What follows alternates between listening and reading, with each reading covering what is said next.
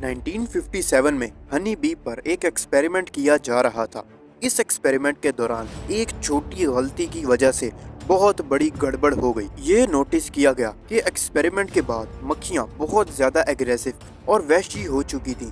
ऐसा मालूम हो रहा था कि अगर ये मक्खियां एक्सपेरिमेंट कंटेनर से बाहर निकलीं तो ये अपने रास्ते में आने वाली हर चीज़ को ख़त्म कर देंगी। और इसी दौरान वही हुआ जिसका सबको डर था। दोस्तों, ये वाकया ब्राज़ील के शहर में मौजूद एक लेबॉर्ट्री में पेश आया था, जब डॉक्टर वारविक मधुमक्खियों पर एक एक्सपेरिमेंट कर रहे थे। क्योंकि यूरोपियन मक्खियों की शहद प्रोडक्शन बहुत कम हुआ करती थी, इसी वजह से डॉक्टर वारविक ने मक्खियों का डीएनए चेंज करना चाहते थे, जिससे ये मक्खियाँ भी ज़्यादा से ज़्यादा शहद बना सकें। डीएनए में तब्दीली के लिए साउथ अफ्रीका से मधुमक्खियाँ मंगाई गईं, जिनको यूरोपियन मक्खियों के साथ मेट करवाया गया। ये एक्सपेरिमेंट एक लेबॉर्ट्री में किया जा रहा था, जहां एक कंटेनर में मक्खियों ने छत्ते बनाए हुए थे। एक्सपेरिमेंट पूरी तरह से कामयाब हो चुका था और मक्खियों की इस नई नस्ल को अफ्रीकनाइज्ड बीज का नाम दे दिया गया। हर चीज़ बिल्कुल इसी तरह हो रही थी जैसे प्लान किया गया था। लेकिन फिर अचानक डॉक्टर वारविक के होश ये देखकर उड़ गए कि ये मक्खियाँ ज़रूरत से ज़्यादा एग्रेसिव हो रही हैं। उनका ये अजीब बिहेवियर देखकर खौफ महसूस हो रहा था, और तभी डॉक्टर ने फैसला किया कि वो इन अफ्रीकनाइज्ड मक्खियों को कंटेनर से बाहर नहीं निकालेंगे। लेकिन फिर वही हुआ जो नहीं होना चाहिए था। लैब वर्कर की गलती की वजह से मक्खियों का एक बहुत बड़ा झुंड कंटेनर से बाहर निकलने में कामयाब हो गया।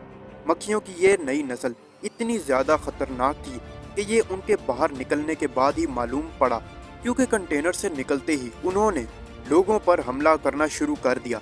इन मक्खियों को काबू करना अब किसी के बस की बात नहीं थी। उन्होंने अपने नए घर बनाने शुरू कर दिए और बहुत तेज़ी से बढ़ती चली गईं। ब्राज़ील से बढ़ती बढ़ती अब ये अमेरिका तक फैल चुकी थी, जो अभी तक 1000 से भी ज़्यादा लोगों को मौत की नींद सुला चुकी हैं। और इसी वजह से ही ये अफ्रीकनाइज्ड मक्खियाँ किलर बीज के नाम से भी पहचानी जाती हैं।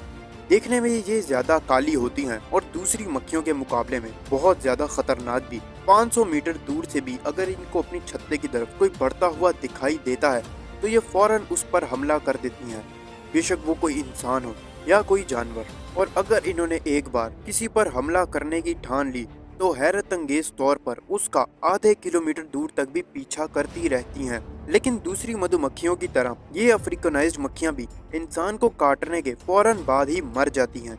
इन मक्खियों का डंक इंसान के लिए कितना डेंजरस होता है, आखिर डंक मारने के बाद ये खुद ही क्यों मर जाती हैं, ये जानने के लिए ज़रूरी है कि पहले हम ये जानें कि मक्खियाँ आखिर हमला ही क्यों करती हैं।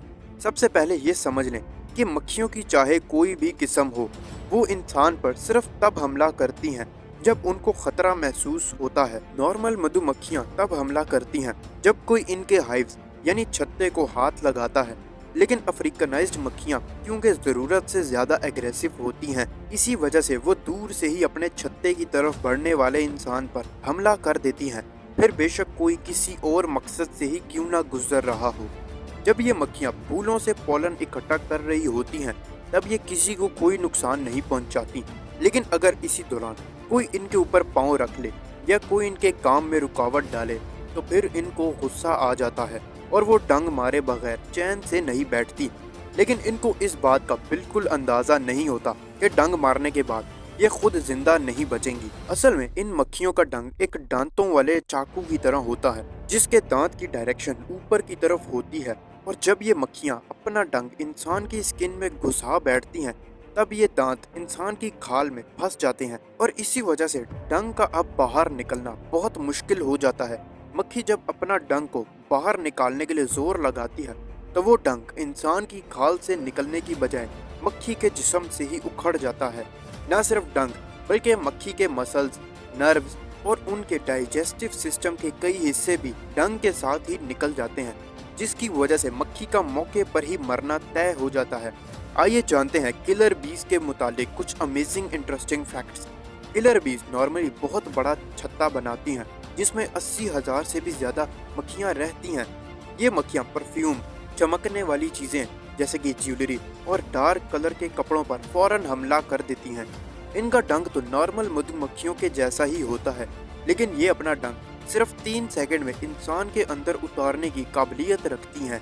अगर आपको ये वीडियो पसंद आई हो तो वीडियो को लाइक ज़रूर से करना, चैनल पर फर्स्ट टाइम आए हो तो चैनल को भी सब्सक्राइब करते जाना।